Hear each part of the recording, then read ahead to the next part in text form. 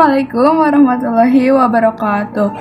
Sebelumnya perkenalkan, nama aku Elvira Paulina Azahra dari kelas 10 MIPA 2A. Di sini aku sebagai anggota kelompok 5 dari 10 MIPA 2A.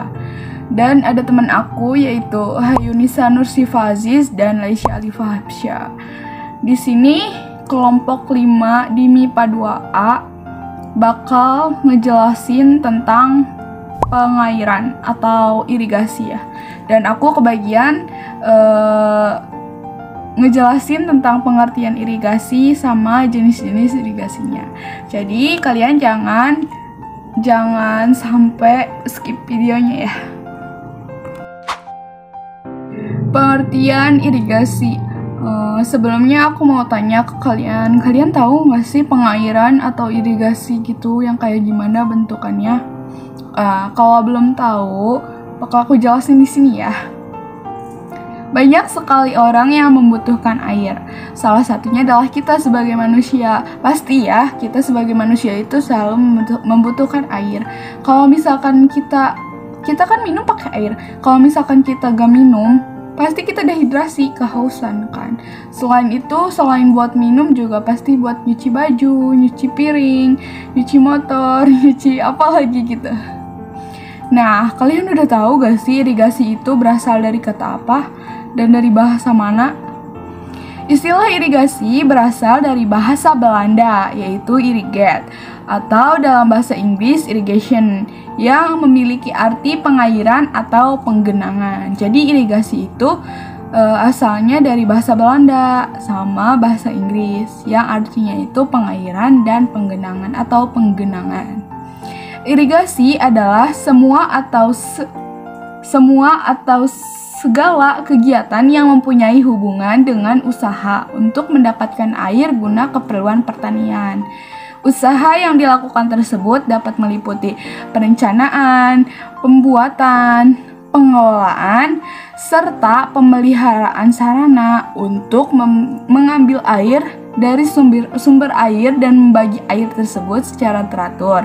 Dan apabila terjadi kelebihan air dengan membuangnya melalui saluran drainasi. Jadi irigasi itu kayak penggenangan, ngasih air ke tanaman pangan. Kayak misalkan di sawah, kalian suka lihat gak sih di sawah itu suka ada genangan air. Nah itu tuh yang dinamainya irigasi. Jadi itu nanti masuknya ke jenis-jenis irigasi. Oke. Sekarang aku bakal jelasin jenis-jenis irigasi. Yang pertama itu ada irigasi permukaan. Irigasi permukaan itu sering aku lihat dan pasti kalian juga sering lihat juga di sawah-sawah gitu. Jadi irigasi permukaan itu airnya itu menggenang. Jadi tanaman sama air gitu menggenang, gimana sih? Kalian pasti pernah lihat ya. Nanti aku kasih foto, cantumin foto, dan pasti kalian pernah lihat. Oh ini ya yang namain irigasi permukaan itu. Salah satu jenis irigasi yang paling banyak digunakan oleh petani ialah irigasi permukaan. Oh, jadi irigasi permukaan ini yang sering banget dipakai sama para petani. Penerapan irigasi ini dengan cara mendistribusikan air ke lahan pertanian dengan memanfaatkan gravitasi atau membiarkan air mengalir dengan sendirinya di lahan. Jadi si airnya itu dibiarin aja gitu di lahan itu, digenangin. Di mana pemberian air dilakukan dengan menggenangi lahan dengan air hingga ketinggian air tertentu. Jenis irigasi permukaan ini sangat cocok digunakan pada tanah yang memiliki tekstur halus hingga sedang. Jadi gak asal-asal ya kalau misalkan kita mau ngairin sawah atau tanaman apa gitu. Nah, ini adalah gambar dari irigasi permukaan. Yang kedua itu ada irigasi tetes. Irigasi tetes merupakan salah satu cara pemberian air pada tumbuhan secara langsung pada permukaan tanah. Jadi gimana kita netesin tetes gitu. Irigasi tetes tuh. Jenis irigasi ini menggunakan alat yang disebut emitter atau penetes. Jadi setiap irigasi apapun jenisnya itu pasti ada yang gunain alat. Selain irigasi permukaan, itu cuman digenangi gitu, digenangi si sawahnya itu, si lahannya itu. Jadi nanti ke depannya itu ada irigasi bawah permukaan sama irigasi curah, itu mereka pasti pakai alat. Nggak sama kita gitu disemprotin satu-satu, enggak ya.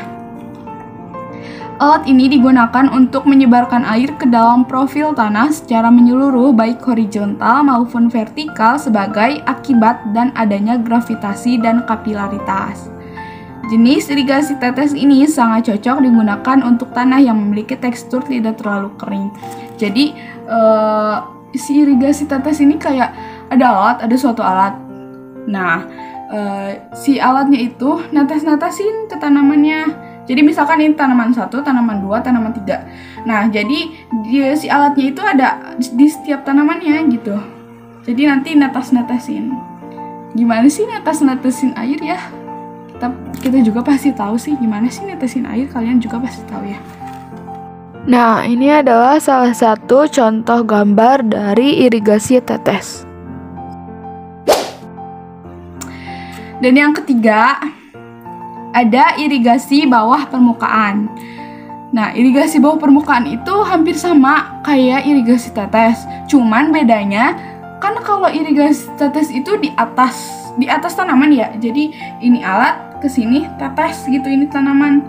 Nah, kalau irigasi bawah permukaan itu, si alatnya itu di bawah permukaan. Jadi kayak di bawah akar gitu, di akar lah. Gitu. Sistem irigasi ini merupakan salah satu bentuk dari irigasi tetes. Namun yang membedakan adalah alat irigasinya yang diletakkan di bawah tanah kayak yang tadi aku bilang ya. Sedangkan penerapan jenis irigasi ini sangat cocok digunakan pada daerah dengan tekstur tanah sedang hingga kasar. Nah, ini adalah salah satu ilustrasi dari irigasi bawah permukaan. Jadi alatnya itu di bawah ya. Yang keempat, yang terakhir, ada irigasi curah. Si irigasi curah ini kayak mandiin tanaman. Nggak ada yang canda. Irigasi curah merupakan salah satu cara irigasi dengan menyemprotkan air ke udara yang akan jatuh ke permukaan tanah. Jadi si irigasi curah ini pasti ada alat ya. Kata aku juga, irigasi tetes, irigasi bawah permukaan, sama irigasi curah yang pakai alat. Kayaknya irigasi permukaan nggak pakai alat sih kayaknya, soalnya aku tahunya cuma digenangi gitu, atau enggak itu kayaknya ada alat gitu buat ngegenangi air itu di lahan. Kayaknya ada sih, tapi aku nggak tahu. Nah, kalian bisa searching sendiri dan aku juga bisa searching sendiri ya. Irigasi curah itu kayak ini tanaman, ini alatnya, alat. Ini alat 1, alat 2. Jadi kayak nyemprotin air, kayak kita nyemprotin ke orang gitu, gitu. Tapi ini mah enggak, kayak mandi hujan. Kayak gitu, kayak si tanamannya itu dimandiin gitu. Jadi irigasi ini bertujuan agar air dapat diberikan secara menyeluruh atau merata di area permukaan tanah. Tuh, kenapa pakai irigasi curah gitu? Katanya tujuannya itu buat airnya itu biar bisa diberikan secara menyeluruh atau merata di area permukaan tanah. Jadi kan kayak mandi hujan gitu ya. Kan nyemprotin tuh. Jadi si airnya itu rata gitu di permukaan tanahnya itu. Sehingga memungkinkan tanaman dapat tumbuh secara bersamaan dengan tingkat kesuburan yang sama. Jenis irigasi ini cocok digunakan di daerah yang memiliki kecepatan angin sedang. Jadi kalau irigasi curah ini cocoknya itu digunakan di daerah yang memiliki kecepatan angin sedang. Nggak mungkin kan kalau misalkan di daerah angin kecepatan tinggi, nih si airnya tuh kan lagi disalurin gitu, disemprotin ke tanamannya. Tiba-tiba ada angin gede kan, si airnya ke bawah kan ya, nggak nyemprotin ke tanaman, itu kan nggak mungkin. Jadi pokoknya irigasi curah itu cocok digunakannya di daerah yang memiliki kecepatan angin sedang, nggak kecil, nggak gede, sedang gitu. Nggak mungkin ya kalau misalkan di daerah angin yang kecepatannya besar gitu. Kan kalau misalkan lagi nyemprotin air, kita juga kesel kan kalau misalkan lagi nyemprotin air tiba-tiba ada angin, kan si airnya itu ke sana belok bukannya ke sini gitu. Gitulah kira-kira. Nah, ini ada gambar ilustrasi dari irigasi curah. Ini tuh cukup sekian dari aku, kurang lebihnya mohon maaf. Dan topik selanjutnya itu ada tujuan irigasi dan fungsi dan manfaat irigasi yang bakal dijelasin sama temen aku. Dadah. Halo, nama saya Harinisa Nursipa Aziz. Di sini saya akan menjelaskan tentang tujuan irigasi. Tujuan irigasi secara garis besar dapat digolongkan menjadi dua golongan. Yang pertama, tujuan langsung. Irigasi mempunyai tujuan untuk membasahi tanaman yang berkaitan dengan kapasitas kandungan air dan udara dalam tanah, sehingga dapat dicapai suatu kondisi untuk yang sesuai dengan kebutuhan untuk pertumbuhan tanaman yang ada di tanah tersebut. 2. Tujuan tidak langsung. Irigasi mempunyai tujuan yang meliputi mengatur suhu dari tanah, mencuci tanah yang mengandung racun, mengangkut bahan pupuk dengan melalui aliran air yang ada, menaikkan muka air tanah, meningkatkan elevasi suatu daerah dengan cara mengalirkan air dan mengendapkan lumpur yang terbawa air, dan lain sebagainya. Halo, perkenalkan nama aku Laisa Lipa Absyah. Di sini aku bakal ngejelasin tentang fungsi dan manfaat dari irigasi. Fungsi dan manfaat irigasi. Terdapat beberapa fungsi dan manfaat dari adanya irigasi. Yang pertama, irigasi berfungsi untuk memenuhi kebutuhan air di daerah pertanian yang memiliki curah hujan yang rendah atau tidak ada.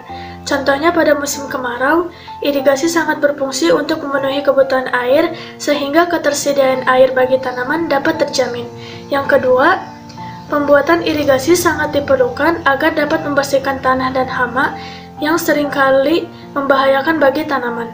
Yang ketiga, melalui irigasi juga dapat memberikan zat-zat yang berguna bagi tumbuhan.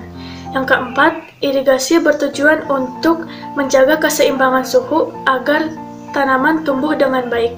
Yang kelima, menambah persediaan air tanah untuk keperluan sehari-hari.